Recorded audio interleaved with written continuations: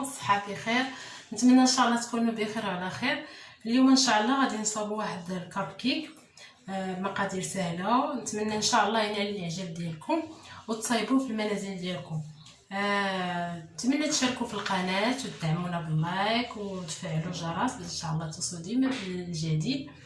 ودابا ان شاء الله ننطلقوا باش نشوفوا المقادير اللي غادي نستعملوا. عندنا جوج بيضات بحال المطبخ، عندنا جوج كيسان ديال الدقيق، عندنا نصف كاس ديال السنيده، عندنا نصف كاس ديال الزيت، جوج خمارات، واحد الفاني،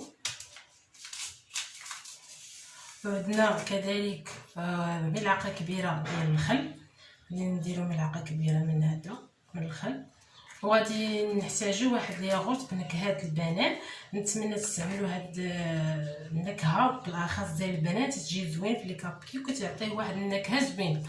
اللي ما بغى يستعمل نكهه اخرى ماشي مشكل، لكن هاد النكهه انا نفضلها حتى تجي زوينه، تعطي واحد المذاق زوين. اول حاجه غادي نديرو هذا البيض مع السنيده، نطربوه مزيان في الطراب الكهربائي. غادي عاد نضيفو المكونات الاخرين. اللي بغى يستعمل الطراب اليدوي ماشي مشكل، حتى هو تيطلع به مزيان، ولكن تيبغي الخدمه تخدموه مزيان. هذا اسهل، لان الطراب الكهربائي استعملوه، ولا الباتوس حتى هو تقدر تستعملوه. على بركه الله. غادي نديرو البيض هو الاول والسنيده نطربوهم مزيان، عاد نديرو المكونات الاخرين.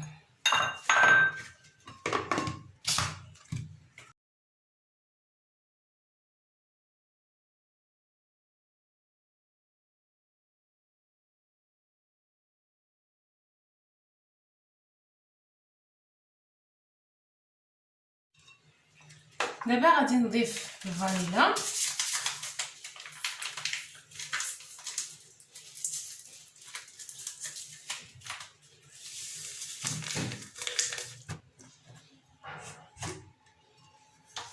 غادي نضيف الزيت تدريجيا وانا تنخلط.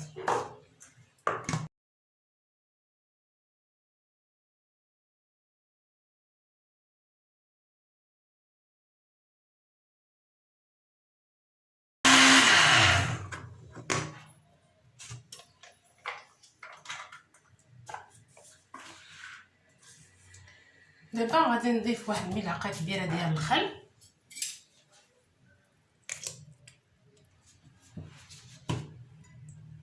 نضيف الياغورت حتى هو،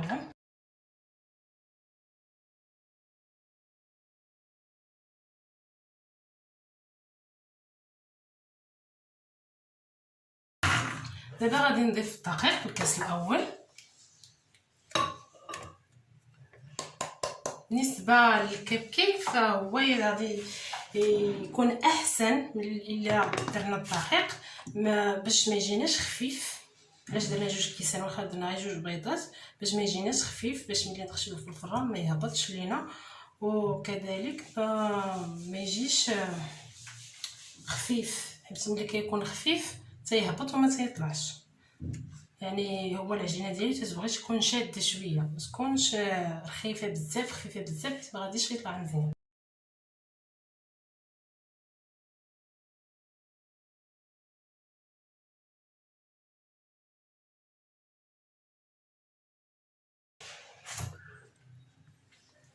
هنا غادي نضيف الكاس الثاني ونضيف معاه الخمارات.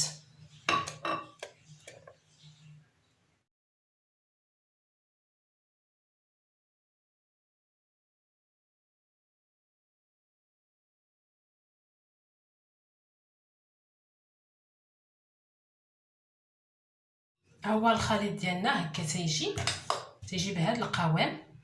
دابا بالنسبه للدقيق انا ضفت 3 العواشق ديال الدقيق. دونك المجموع ديال الدقيق اللي درت هي 2 كيسان كبار ديال العنبه زائد 3 العواشق كبار ديال الدقيق. هذا هو الدقيق اللي درت في الخليط ديالي. دابا غادي نخويه في واحد الاناء باش نرتاحوا في الخدمه ديالنا، باش نديروه في الكيسان ديالنا ان شاء الله وندخلوه الفران. انكم تخليوه واحد 5 دقائق يرتاح، عاد ديروه في لي كاب كيك. ولا ملي ديروه في لي كاب كيك خليوه حتى يرتاحوا شويه، عاد دخلوهم الفران. بهذه الطريقه كيجي هذا الكاب ديالنا زوين وواخد واحد الراحه ديالو. هذه الطريقه كتخليه يتنفخ مزيان وتيجي مزيان، تيجي زوين. بالنسبه للقياس اللي غادي نديرو هنا، غادي نديرو 10 عامره تقريبا كبيره ونصف، باش هكا نخليو واحد الفراغ. هانتوما تتبان لكم العجينه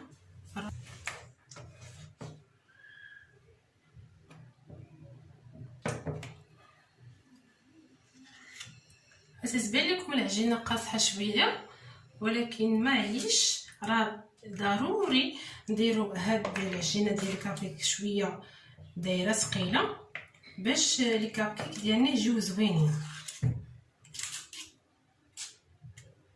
هادشي اللي درناها خفيفه وسائله غادي ما غاديش يطلع مزيان وغادي يهبطوا لينا. ديروا تقريبا 10 ونصف باش يلا يجيونا طالعين. انا غنستمر على هذا النحو ان شاء الله ندخلهم الفران على درجه 180 تقريبا. نتلاقاو ان شاء الله باش نشوفوا الشكل النهائي ديالو.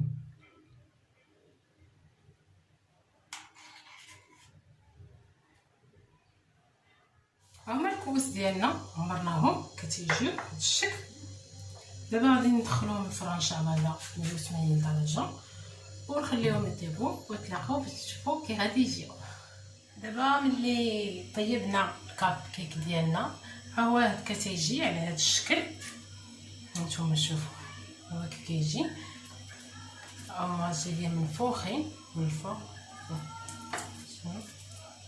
هاكم هما هكا تيجي شتيهم تنفخوا جاو على هذا الشكل. نحليكم حتى تشوفوها هو هكا تيجي كتيجي كاب كيك ديالنا تيجي من فوق وتيجي مزيان حتى للداخل. تنحلو تلقاوه بونجا من الداخل. هانتوما نتمنى تجربوه ان شاء الله وتبعوا الطريقه اللي قلت لكم، تيجي زوين. بالنسبه للطياب ملي تدخلوه الفران شعلوه في الاول غير من التحت حتى تيطيب، راه ما تياخذش وقت كثير بزاف. من بعد كنشعلوه من الفوق 2 دقائق باش يتحمر لينا، ياخذ لينا هذاك اللون الذهبي. من بعد كنقدموه بالصحه والراحه. بالنسبه للتزيين انا غادي ندير هذا كونفيتور ديال الفريز مع شويه الكوك. نتوما لكم الاختيار تزينوا باش ما بغيتوش تخليوهم هكا، فنتوما تختاروا شنو بغيتو. المهم كابكيك ديالنا هو هكا تيجي زوين تيجي طالع كيف قلت لكم.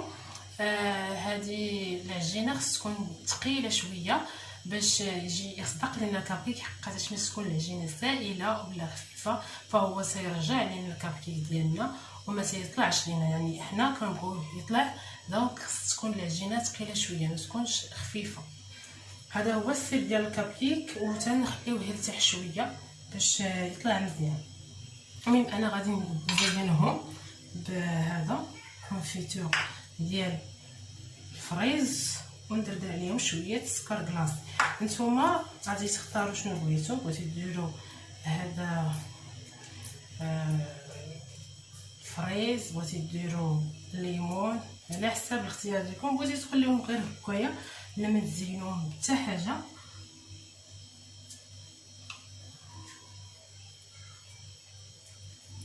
نتوما ها هما عندنا السامر على هذه الطريقه نزين بها الكيك.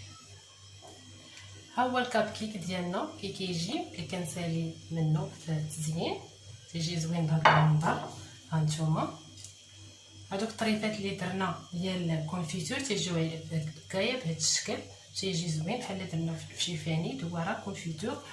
المهم تيجي هكايا بهذا الشكل. نتمنى ان شاء الله تجربوه وتخليو ليا لايك وتخليو ليا الاشتراك في القناه باش ان شاء الله توصلوا ديما بالجديد. وتهلاو براسكم، سلامه، في حلقه جديده ان شاء الله مع وصفه جديده.